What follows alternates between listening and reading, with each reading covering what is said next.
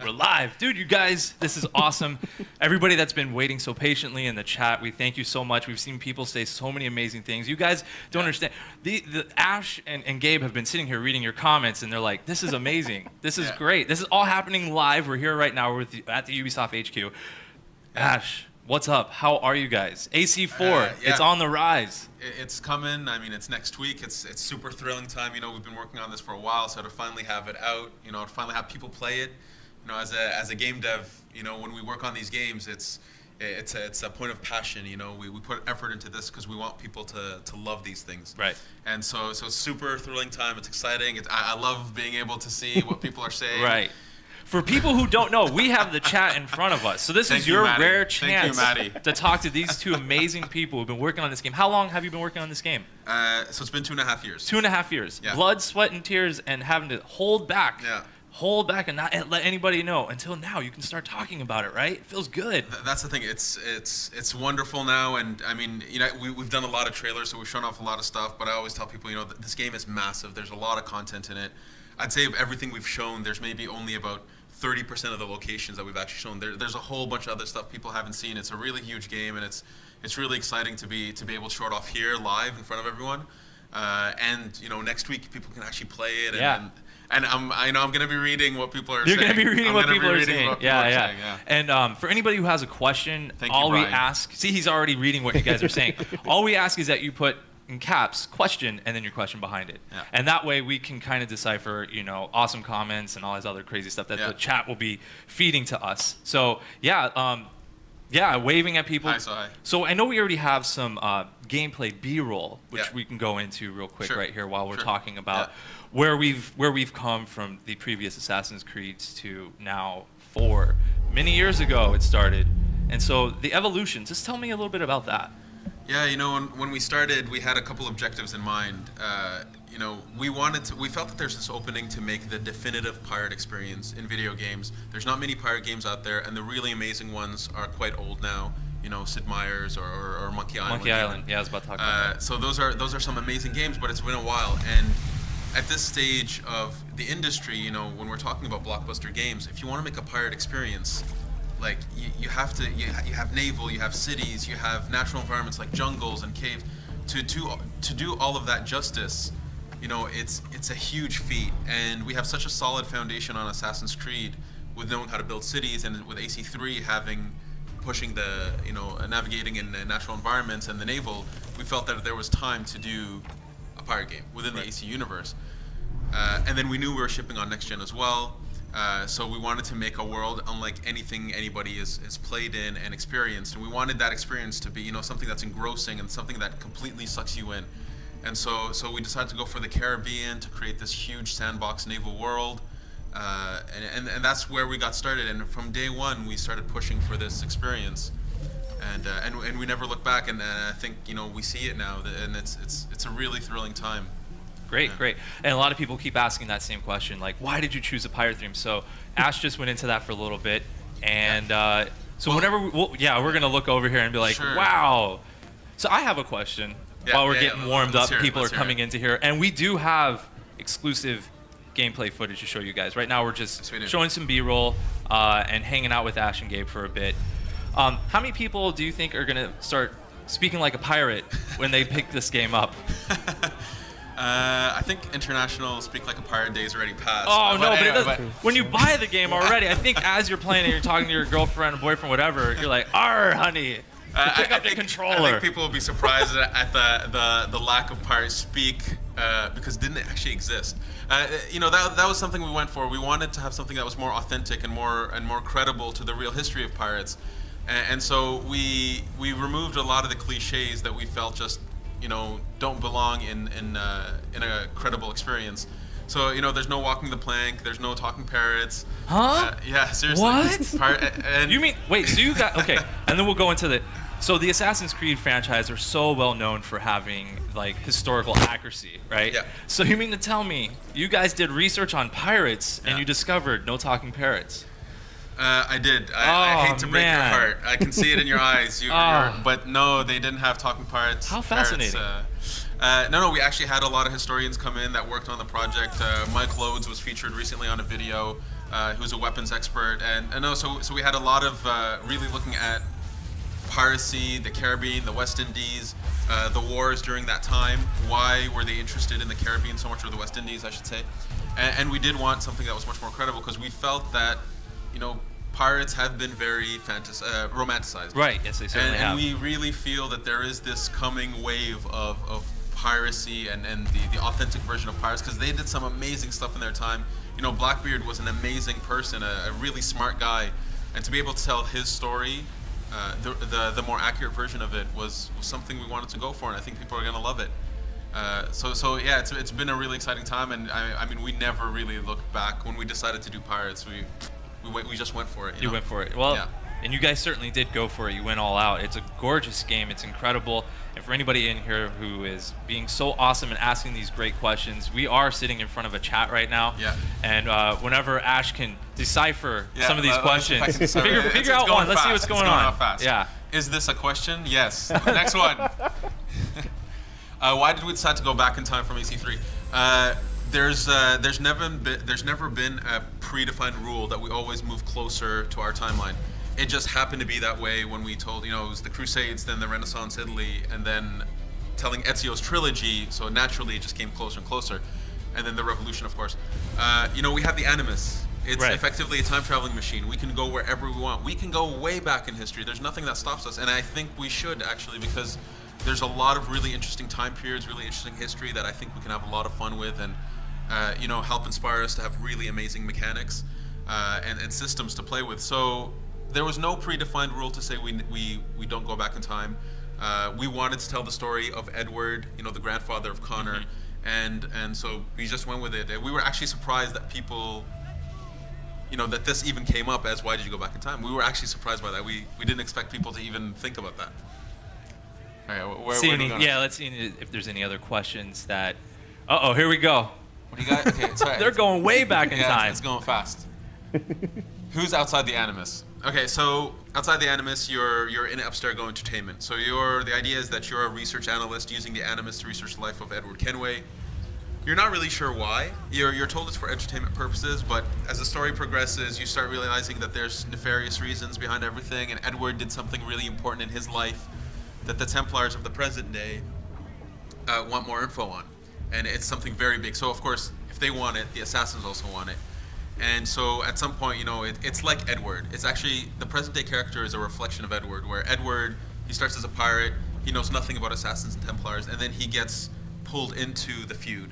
And the player in the present day, it's the same concept. You get sucked into this, like, who are these Abstergo people? And so outside the environment, it's really, you're working with coworkers, and at some point you start realizing that these bosses and some of your managers, they have ties in with Templars, but you don't really know what's going on, and then it opens up at some point when you really explore the world and you start really figuring out where you are. On the development side of things, I mean, we had a lot of fun with it.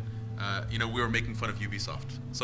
Hey, look at that. We were making fun of ourselves, we were making fun of game development, and I don't mean it to be like in a comedic way. We just, you know, people will see that the setting of where Abstergo Entertainment is, it's in Montreal, so where the lead studio of AC is based in. That's brilliant. Yeah, we had fun with it. Almost self-awareness there. Yeah, we had a lot of fun that's great. That's great.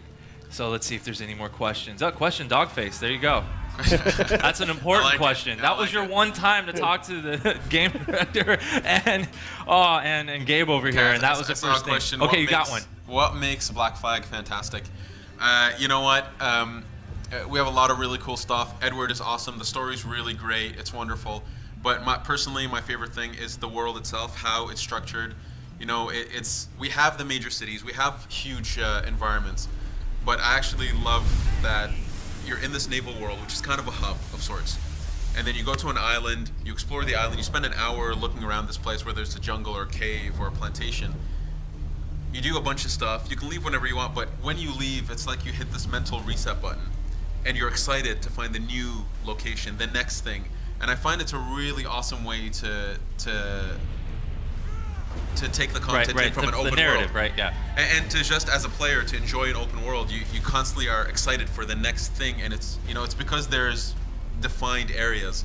And so for me, the world itself is, I think, one of the most beautiful. Thank you, tell us, girl. Now, one question I saw is, why are you so awesome?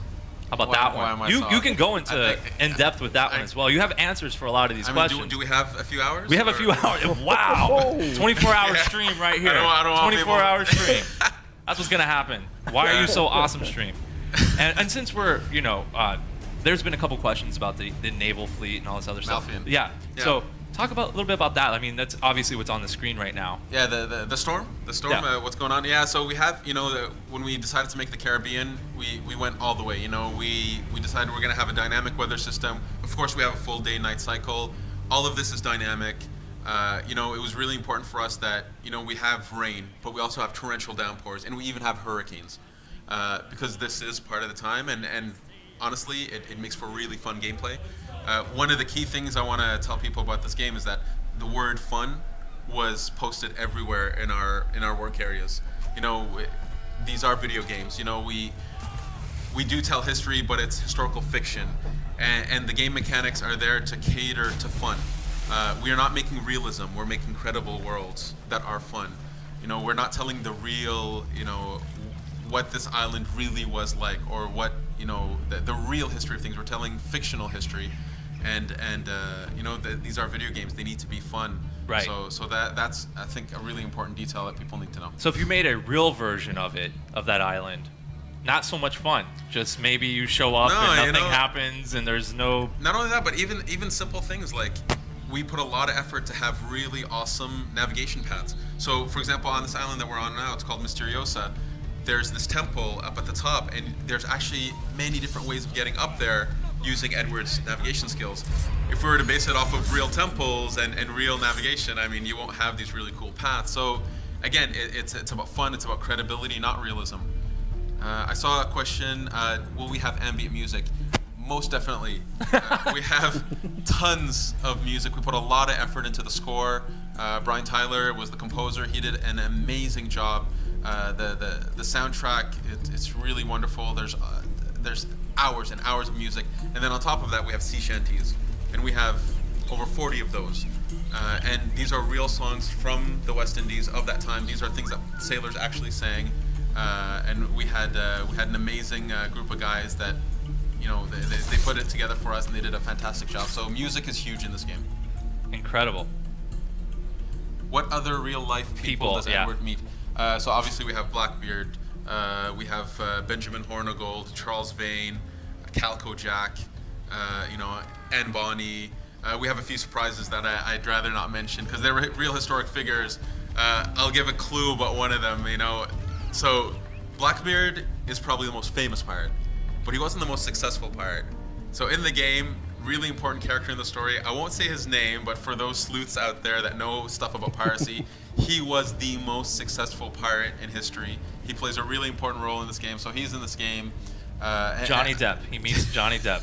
That's it. Actually, little known fact, Johnny Depp based his character. So he based his character off many things. Right. The mannerisms from, the guy from the Rolling Stones. The guy from Rolling Stones. But the historical character they referred to was actually Calco Jack. Calco Jack was a drunkard womanizer, and so he's in the game, and that was actually who Johnny Depp based his character off. Look at that. We're learning so much. You must have learned so much about pirates and everything. And for anybody who's just joining us and getting warmed up, what you're seeing right now is B-roll, and we're going to get into the live gameplay real soon. And if you're joining us again, if you want to ask a question live with Ash and Gabe sitting here, all you have to do is ask a question in front of your question, and we'll try our best to get to it. And we're giving away prizes randomly. So for people that are in this chat, keep talking, keep asking those great questions, because the amazing people here at Ubisoft are going to find you and give you something awesome that they'll sign. Yeah. Right? I think you're not charging for the signature, right? Signature's free? No, not for the fans. Okay. I love our fans. I think we have some amazing fans.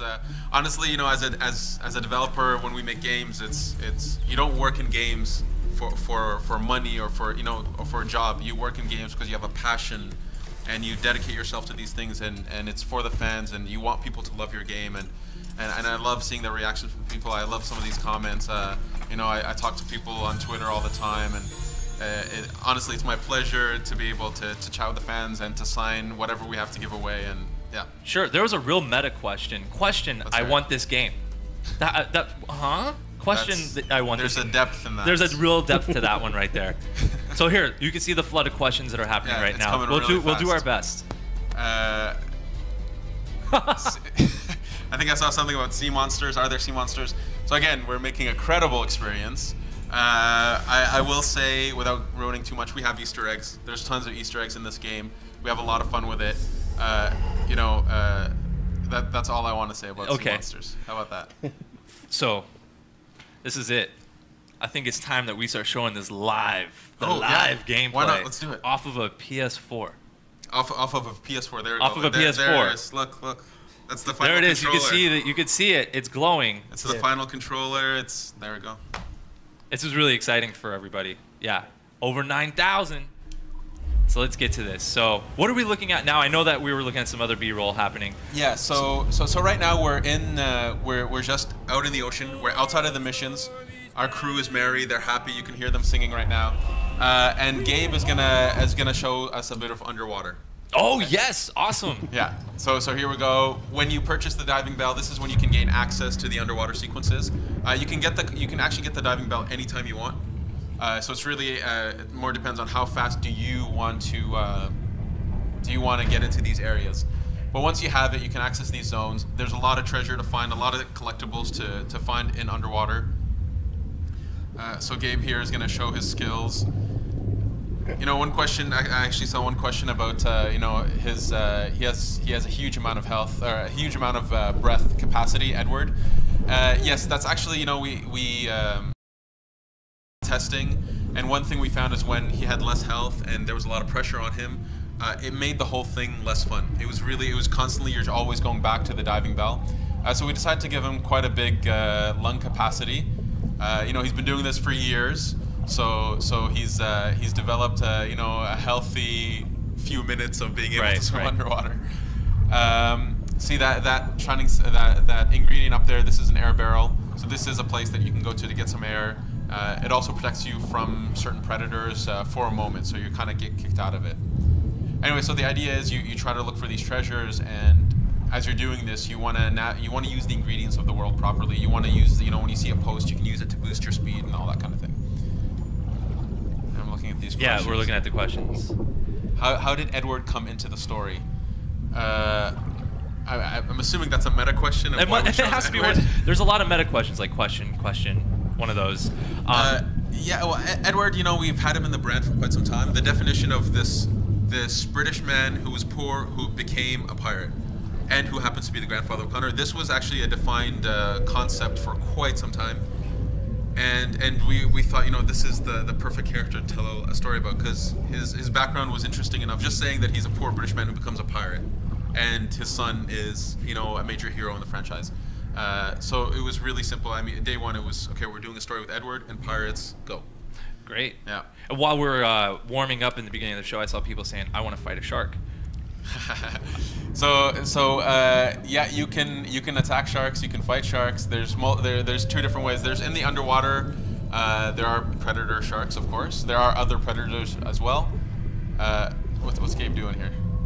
So, he's enjoying the coral life. That's what he's doing. He's really Gabe is exploring coral life. Coral life.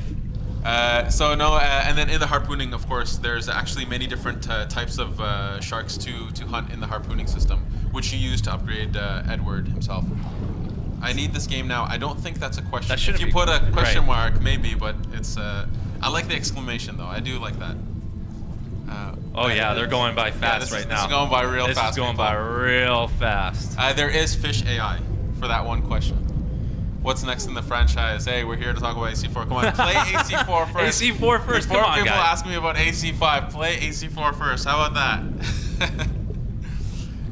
that? Yeah, that's wonderful. Here we go here. Can you get a monkey as a pet? No, you can't get a monkey as a pet. Monkeys are there. I'm sorry for you monkey lovers out there. You might have to kill one or two or a few of them. Oh no! Well, I mean, it's only humane to kill them to get their skin, because you need the pelt. The thing is, back then it wasn't like bad. It was just a thing that you did. It was just thinking. You know what? Honestly, everything we have in this game, from the hunting to the harpooning, because we get a lot of questions about the harpooning. It was all historic. I mean, pirates, they were these poor sailors. You know, they were in a war. All of a sudden, the war ends. Their countries, you know, if they go back to their countries, they don't have jobs. And so these, you know, they're very poor sailors. And all of a sudden, there's all these riches in the Caribbean that are being taken by the monarchs of Europe. And so they did anything and everything to try to make a bit of money. So it included hunting, it included harpooning. Finding a whale as a pirate, you were able to make a lot of money from that. Okay. So this was all historic stuff. You know, it allowed us to make really fun gameplay, which is wonderful. But it's actual stuff. Yes, you can ask a question. Yeah, that's a great question. That's an answer to a question. Yeah. And this game is big, right? This is the biggest AC game, right? It's a massive game. It's a massive game, right? I get asked a lot about, you know, what is the size? I think it's a bit unfair because we have a lot of ocean. It is actually the biggest world physically, but there's ocean. I'd rather say that, you know, we have tons of locations. We have 3 major cities. You have, in the present day, a mini open world that's fully explorable. It is definitely the biggest world, the biggest AC game we've made. What's the cool thing about it, though, is it's not just big. It's actually got tons of diversity, a lot of stuff to do and find. How hard is that to do, to make an engaging environment like that? It takes an insane amount of effort. You know, we have a massive team of people that have been building Assassin's Creed for a long time. You know, we actually went to the Caribbean. You know, game development is a very difficult, difficult industry. So we had our art director, level design director, and audio director head to the Caribbean for a good 3 weeks, and to spend a lot of time there. You know, capturing images, capturing audio. A lot of the audio from the game comes directly from the Caribbean. Seriously, the ocean, the animal noises, the jungles. And so, you know, there's a lot of effort put in. And then, of course, after we capture the stuff that inspires us, we have a team of amazing level designers that dedicated themselves to making amazing environments that are really fun to explore. People are asking questions about weapons. Okay, I'll get back to the first Civ question about weapons. What about weapons? Do we have a lot of them? We have plenty of weapons. Plenty of weapons. Like one sword, I can't believe we mentioned, you know, in the 101 trailer, we mentioned the pistol blade, the pistol sword. That was kind of a surprise. That was supposed to be a surprise, but yes, there's a reward in the game, the pistol sword. You have to complete some objectives, and you gain this really awesome sword that has an extra function. For the ship, there are 7 weapons that are fully upgradable and have many upgrades for all of that. So we put a lot of effort into the progression of the ship itself, and we actually have a lot of challenge in the naval part for the people who love that kind of stuff. Here, Gabe's decided to fight a fort. Yeah. Oh no. Yeah. Oh boy. Here we go. So Gabe's showing off one of the new weapons, which is the mortar. It's really good against a fort because with the mortar you have to lead the shot. You have to give time for the weapon to actually fly over there, or the ammunition, I should say. So it's very good to use against a fort. This is kind of an easier fort. So Gabe, don't screw up. So this is kind of an easier fort. Now by destroying a fort, you're actually unlocking the map for the area, and the fort becomes yours as well. So when you have enemies, you can actually lead them into your own fort, and the fort's gonna rock them for you. So that's an extra feature. You also unlock side missions. You unlock a bunch of collectibles that you can only find in this one area. Somebody was asking a question about your crew. How does that work, and how many can you have? So the crew is something that you can upgrade, the number of crew that you can have. You start with 30, and then you can upgrade to 50 or 60. I think we might have changed it in the end. But so you can actually upgrade the number of crew. The value that brings is when you upgrade when you board bigger and bigger ships, your crew takes it's a huge toll on your crew. So you know, if you haven't upgraded the crew, taking on a man of war is virtually impossible. So you do need to upgrade the crew. Actually, I want to get back to the first Civ question, because I get that question quite a bit.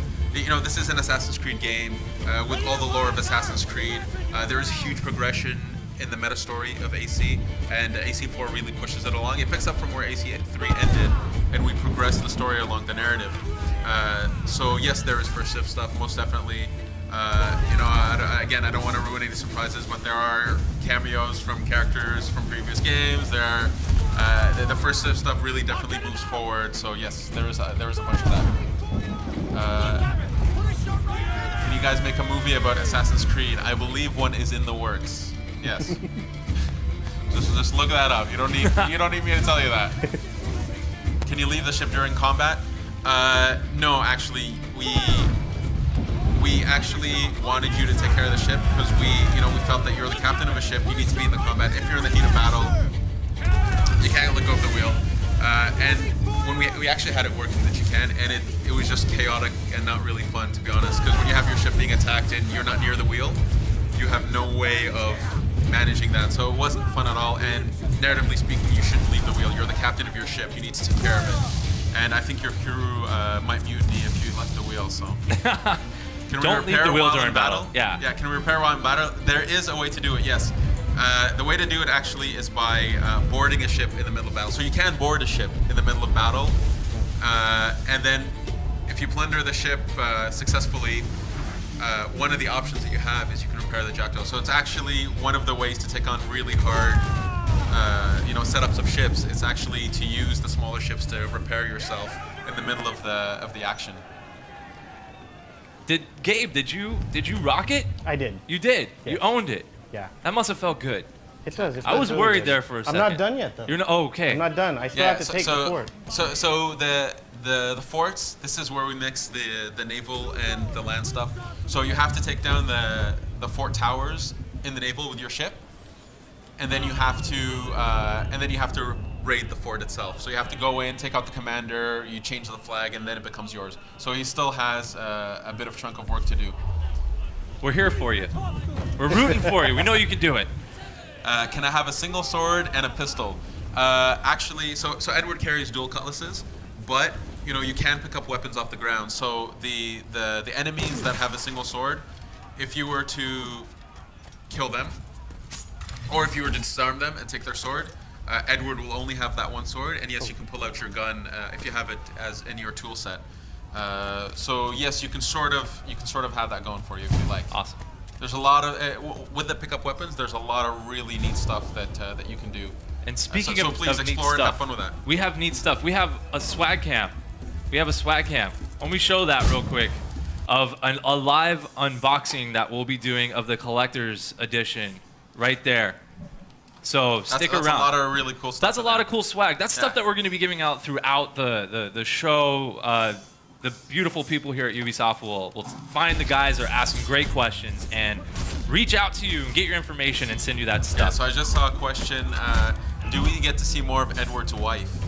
That's a really deep question, man. That's real. Yeah, so everything to do with Edward's wife. Yes, I won't ruin what that's all about, but it's actually a really integral aspect of who Edward is, how he ends up in the West Indies, and how he decides to move forward in his life.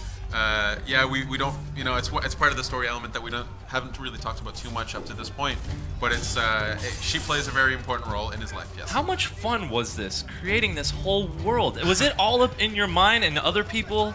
Like, did you guys sit around and this is what's gonna affect this and this is gonna cause this, because this is amazing. It's like this one big circle of connection.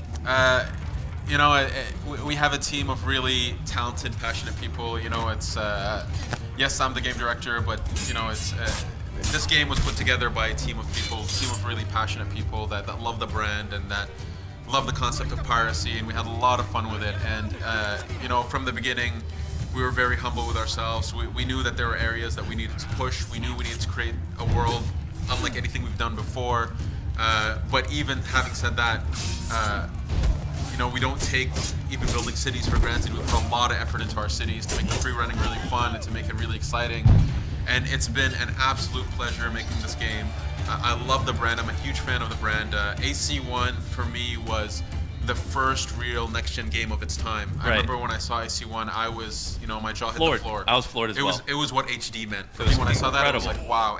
And even the way you touch the world, the interaction you had with it was unlike anything I've seen before. and to be a part of that has been an absolute pleasure, and the team has been fantastic, and that's why, you know, this has been thrilling to. Nice job, Gabe.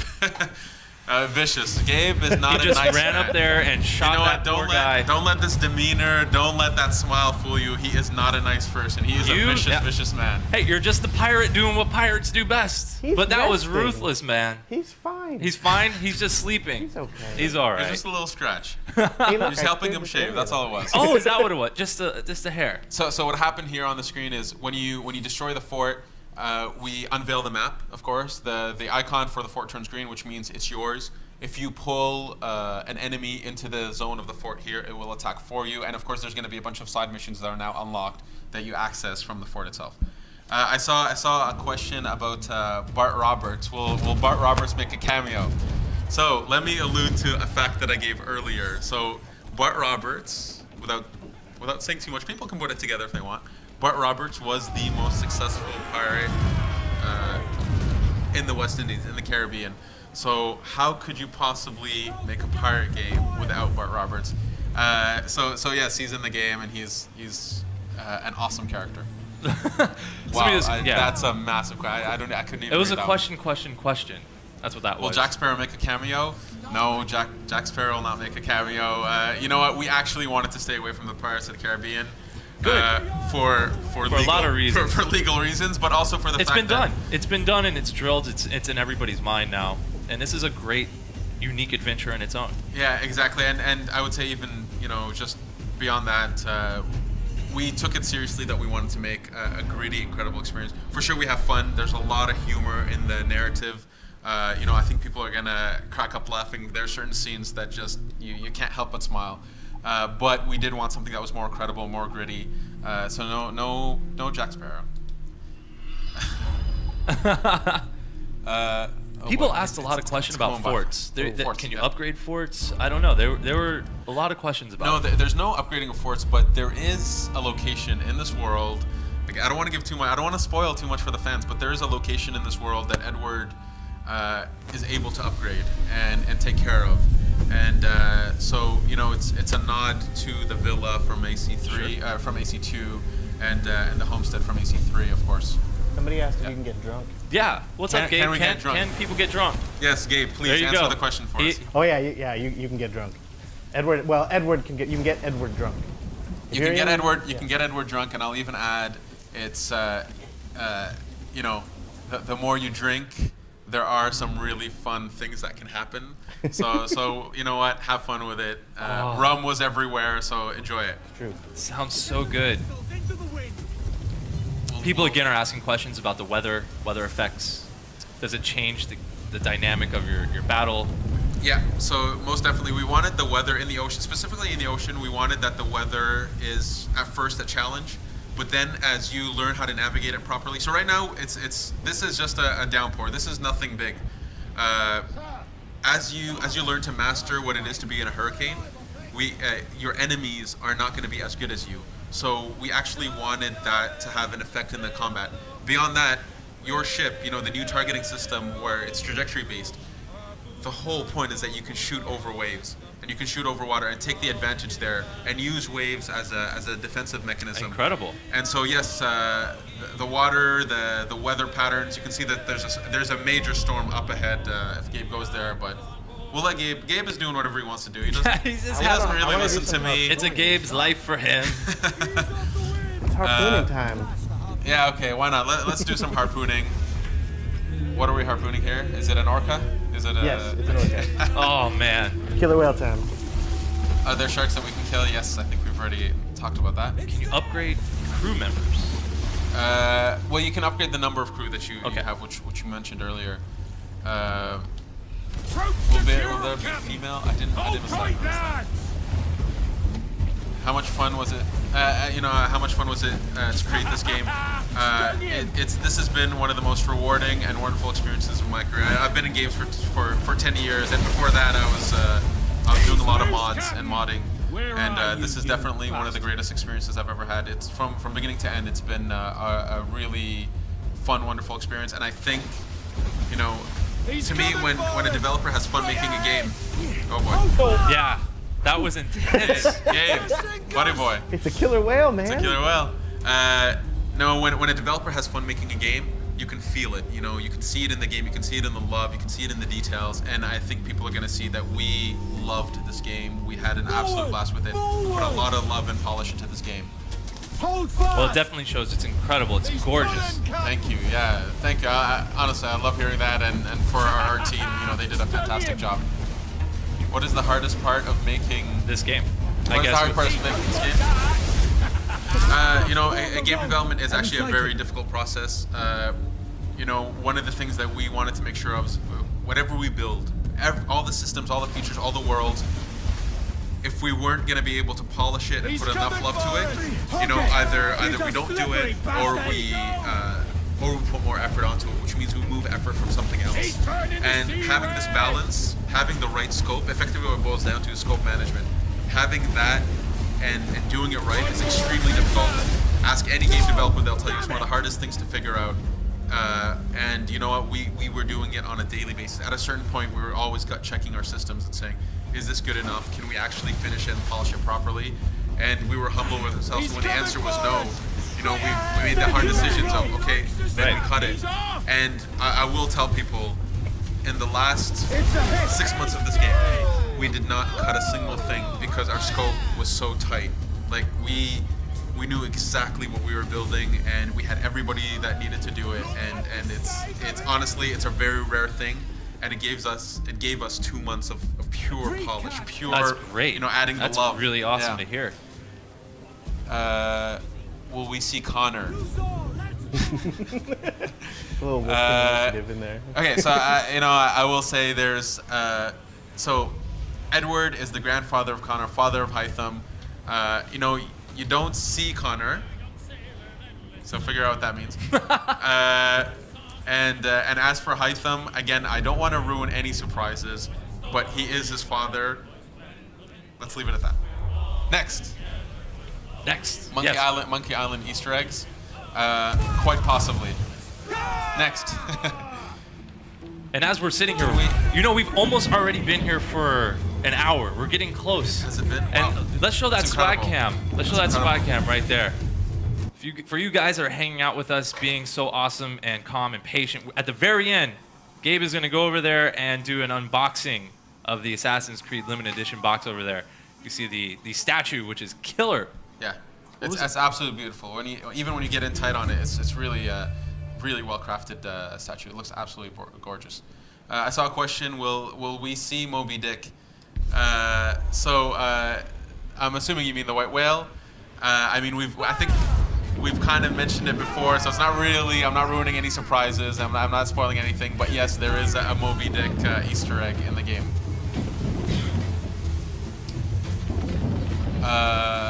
Let's see here. Mini games. Yes, there are quite a few mini games in the present day and in the West Indies, the Caribbean. Can you upgrade the harpooning? Yes, you can upgrade multiple things. You can upgrade the number of harpoons, the damage per harpoon, the health of your rowboat. So as you can see, Gabe at some point got hit, got attacked, and it's something you will need to upgrade. As the bigger targets, especially the white whale I just hinted at, it'll destroy you, so you need to upgrade.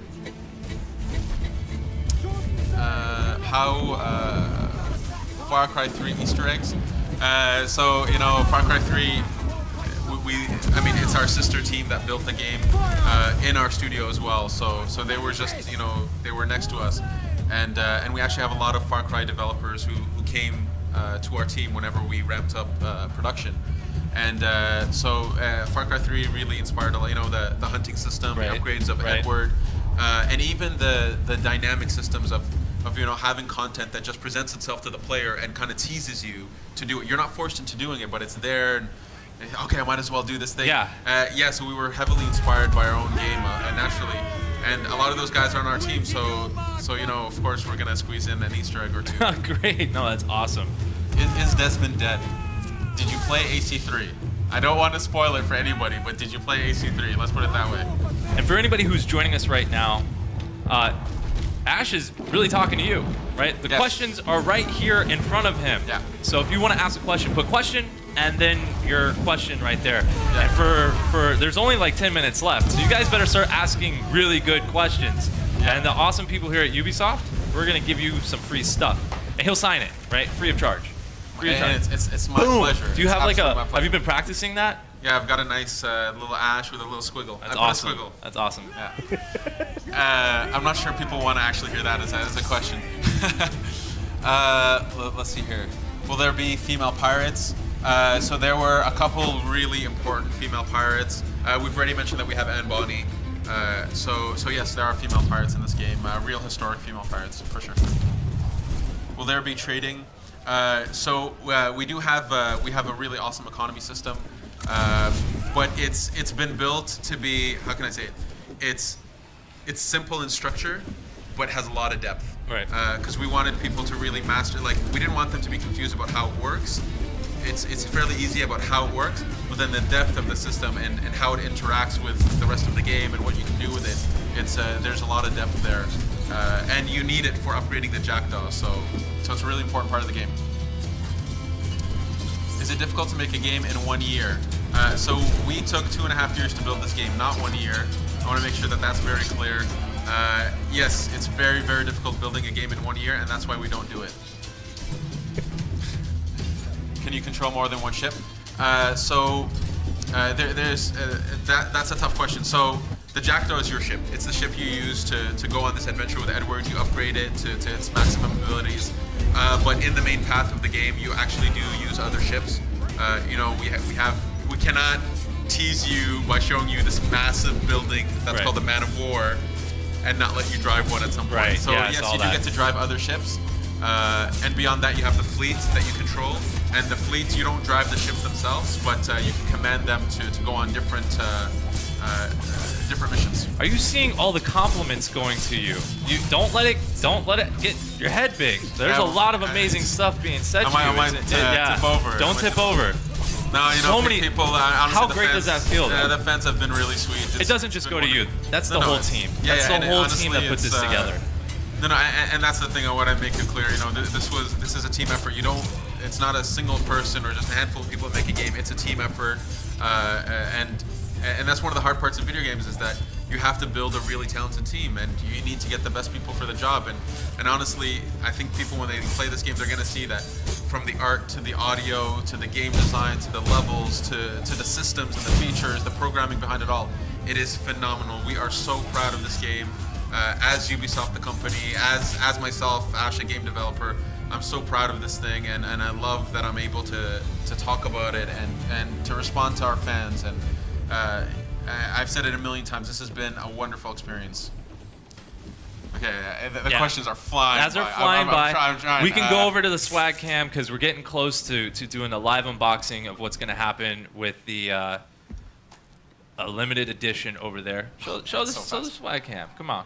Don't tease these boys. Yeah, we got a lot of really cool stuff. He's going to decipher some great questions. There's just been so many, right? It's just been flowing. Over there, you guys are seeing it right there. We're going to do a live unboxing. Gabe's going to mosey on over and open it up and see just what's inside this box. And Ash, this has been awesome. Yeah, this has been incredible. This has been a really unique experience. It's been a lot of fun. And I love the comments. I love the questions. Someone asked just now, is there a mutiny? There is, I don't want to ruin too much, but there is some form of mutiny, but it's not exactly it's not the most obvious. We wanted to have a bit of fun with mutiny, so there is something in the game. Difference between PS3 and PS4 versions. I get a lot of this question about current gen versus next gen.